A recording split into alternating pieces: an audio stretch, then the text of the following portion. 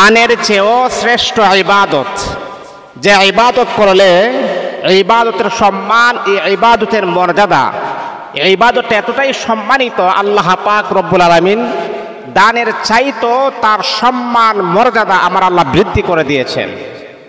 তাহলে কি এমন ইম্পর্টেন্ট ইবাদত? দান করার চাইতো এটা শ্রেষ্ঠ, দান করার চাইতো এটা মূল্যবান কি এমন ইবাদত?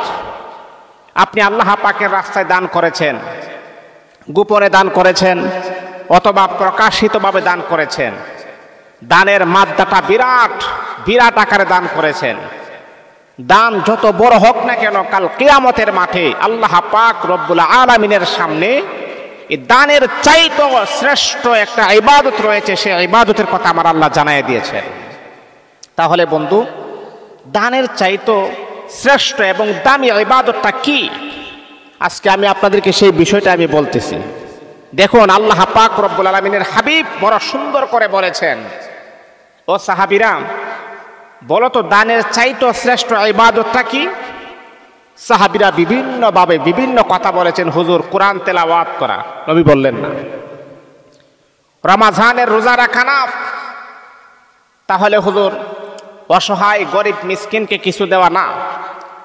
কোনো মানুষকে খাবার খাওয়া? এতগুলা বলার পর নবীজি বলতেছেন না। তখন সাহাবায়ে কেরাম বললে, ইয়া রাসূলুল্লাহ,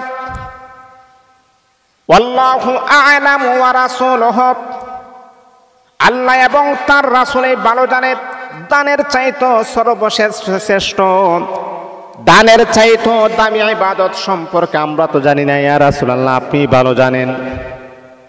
নবী আমার বলে, সাহাবীরা দানের চাইতো সর্বশ্রেষ্ঠ এবং দামি ইবাদত হলো একজন মানুষ যখন অপরজন মানুষের সাথে যখন সুন্দর কথা বলে, মানুষ যখন একে অপরের সাথে যখন সুন্দরভাবে আচরণ করে, ভালো ব্যবহার করে, উত্তম কথা বলে, এটা দানের চাইতো শ্রেষ্ঠ ইবাদত। ওই মানুষটা এমন ভাবে কথা বলে, হাসি মুখে কথা বলে, কোনো মানুষকে কষ্ট প্রদান করে না। ওই মানুষটার কথার দ্বারাতে কোনো মানুষের কষ্ট পায় না। যখনই আল্লাহ পাক রব্বুল আলামিনের পিয়ারা বান্দা যখন কথা বলে, হাসি মুখে কথা বলে, মানুষকে কষ্ট প্রদান করে কথা বলে না। নবী আমার বলে, সাহাবীরা রে, যখন তুমি মানুষের সাথে যখন কথা বলবা, সুন্দরভাবে যখন কথা বলবা, মানুষের মন যাতে করে কোনোভাবে যেন কষ্ট না পায় ওই দিকে খেয়াল করে যখন কথা বলবা, ওই কথাগুলা দানের চাইতো আল্লাহ পাকের কাছে বড় দামি হয়ে যায়।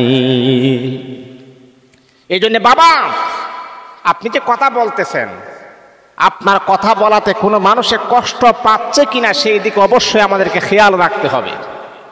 মুখদা যা আসে তাই বলে ফেললাম, এটার নাম কিন্তু মুমিন হতে পারে না। মুমিন হচ্ছে ওই ব্যক্তি, যেই ব্যক্তি যার কথার দ্বারাতে, যার ওঠা বসার দ্বারাতে, যার চলাফেরার দ্বারাতে, যার হাতের দ্বারাতে, পার দ্বারাতে, জবানের দ্বারাতে অন্য মুসলমান যখন নিরাপদ থাকে, ওই ব্যক্তি আল্লাহর রাসূল বলেছেন মুমিন হতে পারবেন। আপনি মুমিন, 5 ওয়াক্ত নামাজ পড়েন, বাট কিন্তু আপনি মানুষকে কষ্ট প্রদান করে কথা বলেন। আপনি মুমিন, আপনি হাজী সাহেব হওয়ার পরেও পরের হক আপনি নষ্ট করে খান।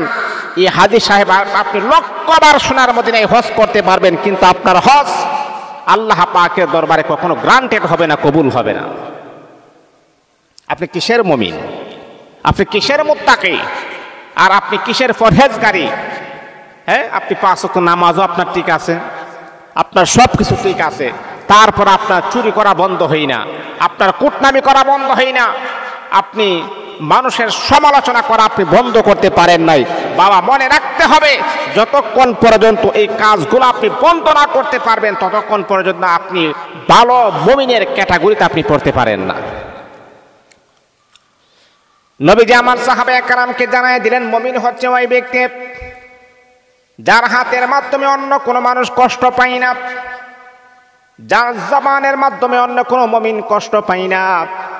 অন্য কোনো মানুষ যখন আপনার কথার দ্বারাতে, চলাফেরার দ্বারাতে, ওঠা বসার দ্বারাতে অন্য মানুষ যখন নিরাপদে থাকবে, তখনই বুঝতে হবে আল্লাহ পাক রব্বুল আলামিন আপনাকে মুমিনের ক্যাটাগরি দান করেছে।